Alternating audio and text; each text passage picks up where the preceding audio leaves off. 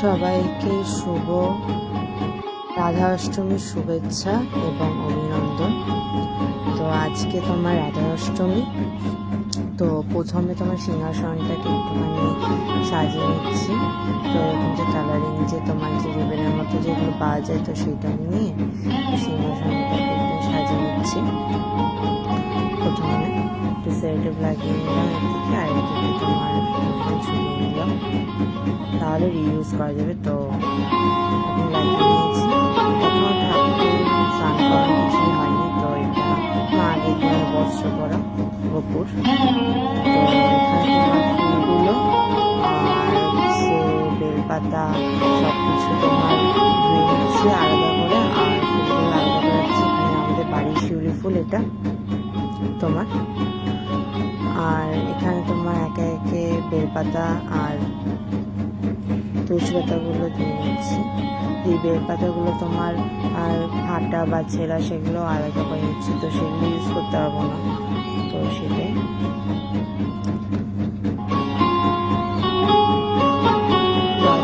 বালতির মধ্যে ধুয়ে নিয়ে তারপরে তোমার আলাদা করে রাখছি। কাদের কাদের বাড়িতে তোমার জন্মাষ্টমী আর রাধাষ্টমী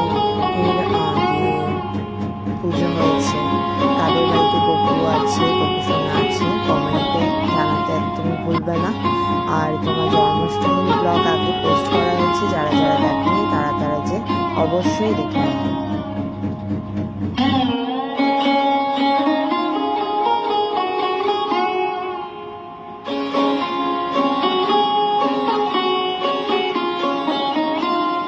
তো তোমার ধুয়ে নিয়েছি বেলপাতা তুলসী পাতাগুলো। তো এবারে তোমার একটা ঝুড়িতে নিয়েছি, জল করে ছেঁকে জন্য রেখেছি।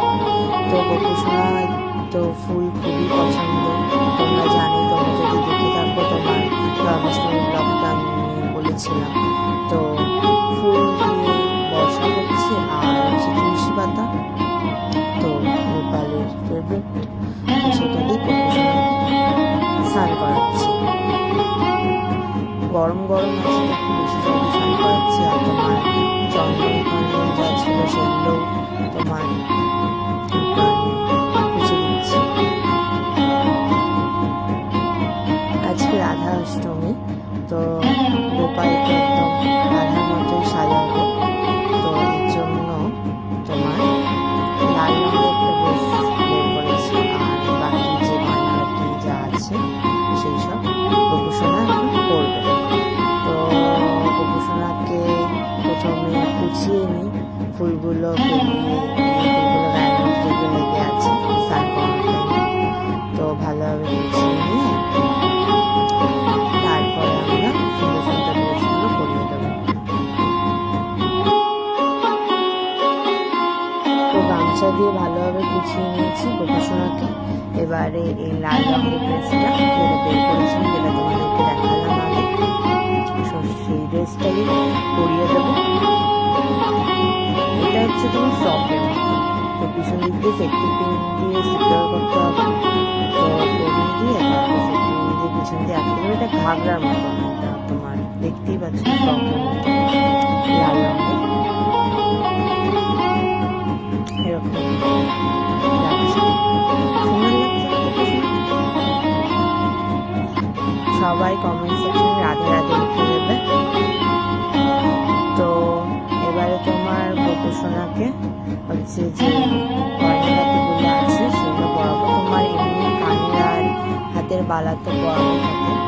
এবারে হচ্ছে তোমার গলার হার, তারপরে হচ্ছে একটুখানি চন্দন মুখটা সাজাবো, দেখতে থাকো।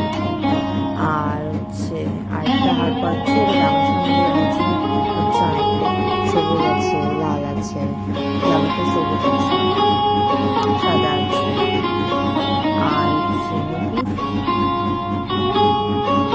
দুখানা।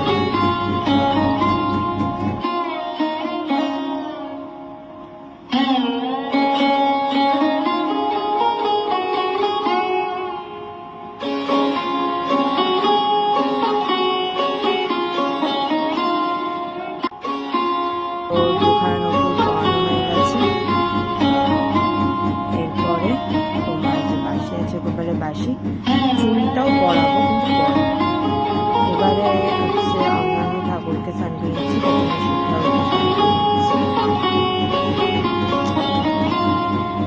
আর তারপরে তোমার তো শিব ঠাকুর হচ্ছে আমাদের চন্দন যে থাকে আশেপাশে সেইটা মুছে নিচ্ছি।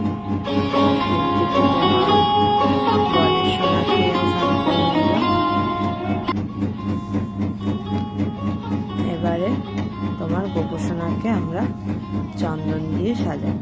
চন্দনটাকে আগেই বেটে নিয়েছিলাম। এবারে তোমার আর কাঠিটাকে হচ্ছে মানে আমি ইউজ করেছি দেশলাইয়ের কাঠি। দেশলাই কাঠিটাকে তোমার ভেঙে নিয়েছি, তোমরা যদি দেখতে পারো। দেশলাই কাঠিটাকে তোমার এরকমভাবে হাফ হয়ে টুকরো করে নিয়েছি, তাহলে একটু আমি ছুচালো দেখতে হবে। তো করে নিয়ে এরপরে তোমার একটু একটু চন্দন নিয়ে, চন্দনটা একটু ঠিক করে করতে হবে, বাটতে হবে। তো করে নিয়ে আমরা একে একে লাগিয়ে দেবো। একটু আমি সিম্পলের মতোই করছি তোমার। আর ফোঁটা ফোঁটা দিয়ে গাল অব্দি একদম ঘোরানো চন্দনের যে কলাটা করছি।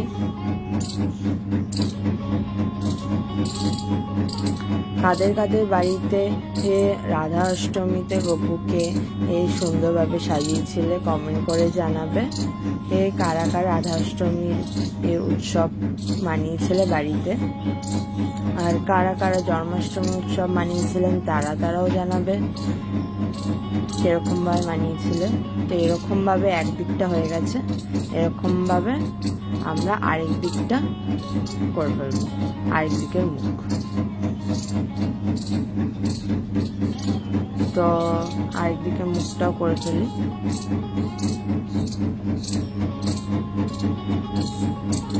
এই জন্য তোমার মাথার মধ্যে মুকুট আর চুলটা পড়াইনি, কারণ কি বলতো, যদি চুল আর মুকুট তো একটুখানি ঢিলা ঢালা, তো যখন মুখের মধ্যে যখন পড়াতে যাব, চন্দনটা যখন কলকা করতে যাব, তখন ওটা লেগে যেতে পারে চন্দন চুলের মধ্যে, তাছাড়া পড়ে যাবে, খুলে যাবে। এর জন্য একবারে রেখে দিয়েছি, পরেই পরিয়ে দেবো। প্রথমে একটু শুকিয়ে গেলে তারপরে তোমার চুলটা আর মুকুটটা পরিয়ে দেবো। যারা যারা তোমার জন্মাষ্টমীর ব্লগ দেখোনি তারা অবশ্যই করে যে দেখবে, আগে ছাড়া হয়েছে। আর তোমরা সবাই জানোই যে রাধা অষ্টমী কেন হয়, রাধার জন্ম হয়েছিল সেই দিনকে, তো এর জন্য রাধা অষ্টমী হয়।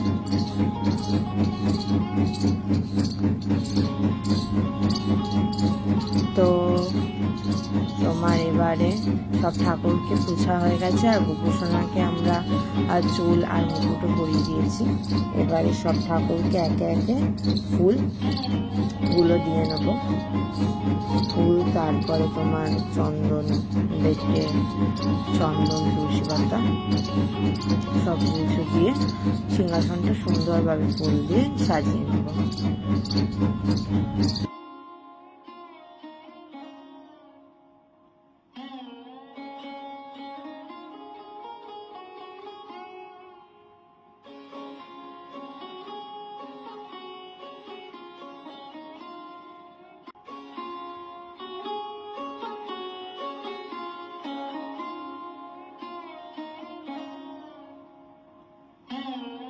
তো রাধা যখন জন্মেছিল তখন রাধার চোখ বন্ধ ছিল, চোখ খোলেনি রাধা।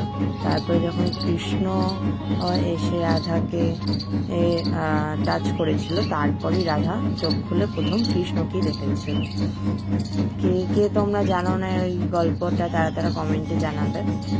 আর কে কে জানো অবশ্যই জানাবে কমেন্টে। আরও যদি তোমরা যে কৃষ্ণের গল্প জানো তাহলেও জানাবে কমেন্টে। তো ফুল দিয়ে সাজানো হয়ে গেছে, আর গোপসোনাকে ফুল দিয়ে বর্ষাও করছিলাম, দেখতে পেয়েছিলেন। তো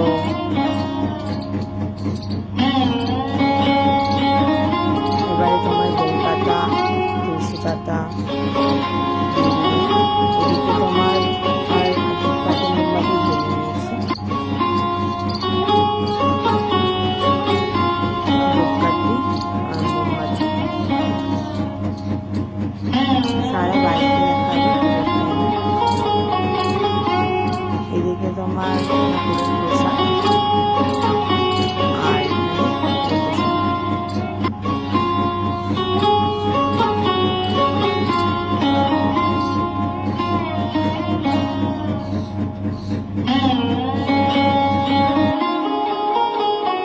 আজকের জন্য ব্লগটা এতটাই। যারা জন্মাষ্টমী ব্লগটা দেখো দেখে নেবে, লাইক করে শেয়ার করতে একদমই ভুলবে না। আজকের জন্য টাটা।